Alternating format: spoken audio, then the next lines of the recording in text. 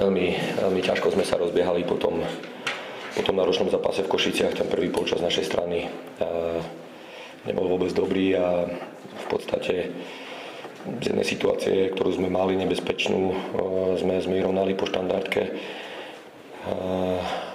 Samozrejme, snažili sme sa cez polčas nejaké veci upraviť. V druhom polčase to už bol výkon, ktorý nás do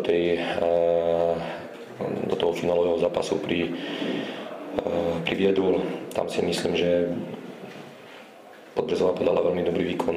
Vypracovali sme si niekoľko príležitostí a opäť sa nám ten zápas podarilo vyrovnať. Škoda takého veľmi zbytočného gólu na 3-2, ale padol a domáci teda zvíťazili, k čomu im blahoželám. Urobili v tej sezóne, odkedy v podstate tréner prišiel k týmu, veľmi dobrý herný progres a ja im k tomu víťazstvu blahoželám a verím, že sa im bude v tej konferenčnej lige dariť, že pre Slovensko nahrajú nejaké body.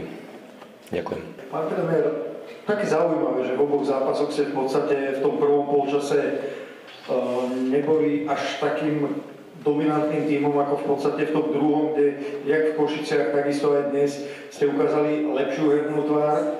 Čo to je podľa vás? Tie Košice, myslím, že to bol ten úvod zápasu, bol pre nás ťažký. Hej. Tam my sme dvakrát dostali, dá sa povedať, ťažkú ranu. Za 2 minúty prehrávate 2-0 na superovej pôde. To, čo ako zdôrazním, je to, proti akým tímom sme hrali. Či už Košice alebo Dunajská. Jeden z top tímov na Slovensku a myslím si, že Podbrezová bola veľmi dôstojným superom v oboch tých zápasoch. Teda Košice sa na to podarilo otočiť. Myslím si, že od toho druhého gólu sme boli na ihrisku lepším tímom. Dnes, ako som spomínal, bolo cítiť tých 120 minút z Košic. Aj nejaké zmeny v zostave, úplne si to celkom nesadlo tak, ako malo. Potrebovali sme sa trošku rozhýbať a v druhom polčase myslím si, že to prišlo a som rád za to, že to mužstvo opäť ukázalo charakter a že sa tým výsledkom išlo, ale nedotiahli sme to do úspešného konca. Ja sa musím opýtať, počas toho schizofrenického zápasu s Trnavou ste niekde počas polčasovej prestávky rozmýšľali o tom, že baráž a v podstate, že doslova na dosah ruky, že ste mali tú Európu? V zápase s Trnavou vonku?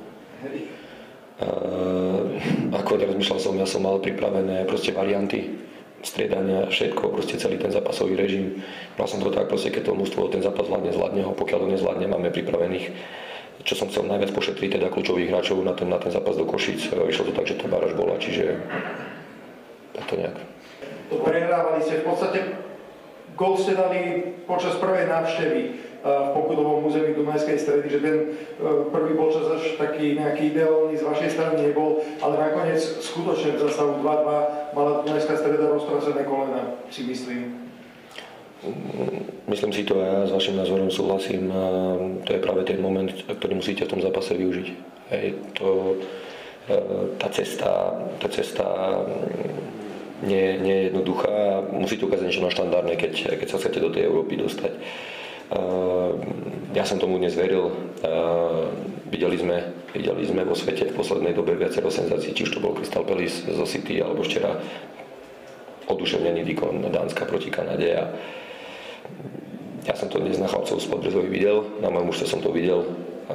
Chceli sme ísť za tým. Nie úplne všetky veci boli fajn, ale aj to prináša futbal. Pre mňa je dôležité teraz to, aby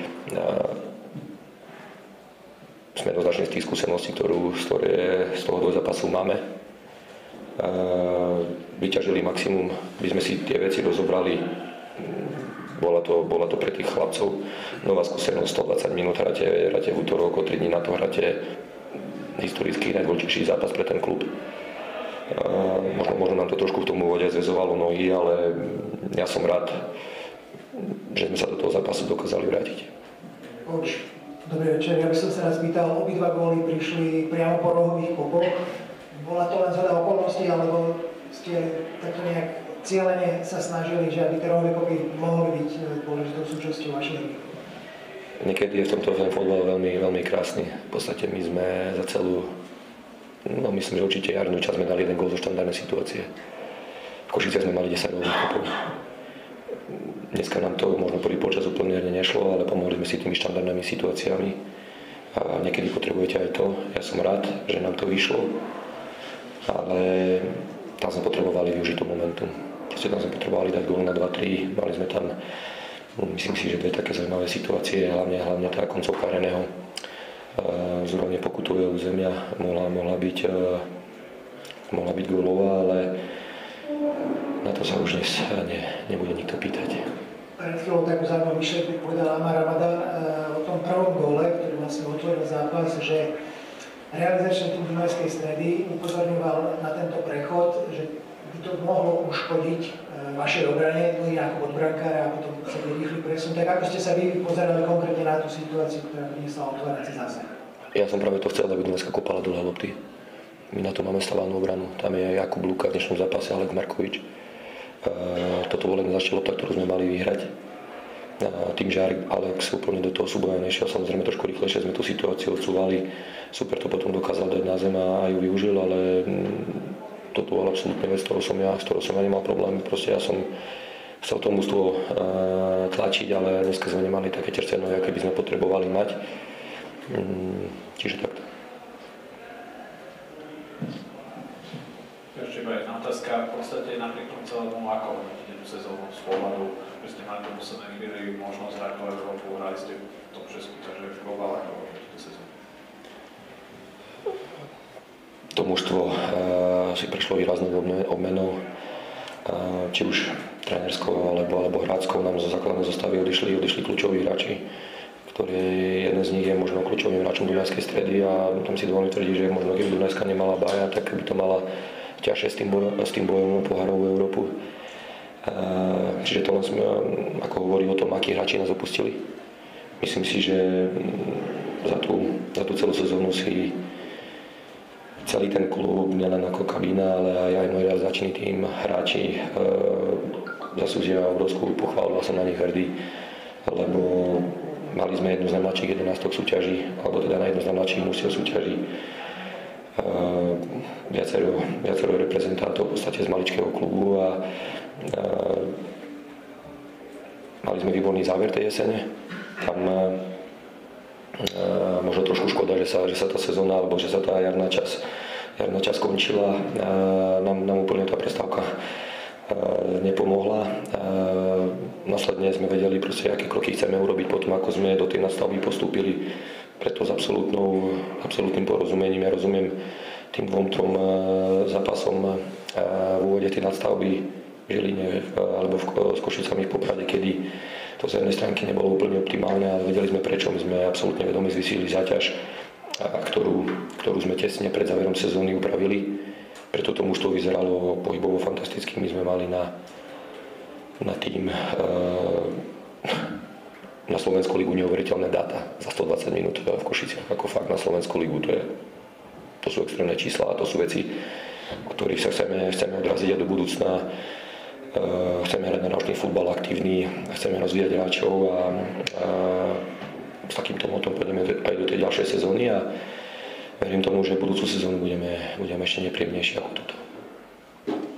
Dobrý večer, ja by som sa chcel opýtať na výkon Adama Danka, ktorý, ak správne počítam, tak 3 tutovky chytil, tak čo hovoríte na výkon brankára? Tak Adam v podstate celú sezónu bol jednotka.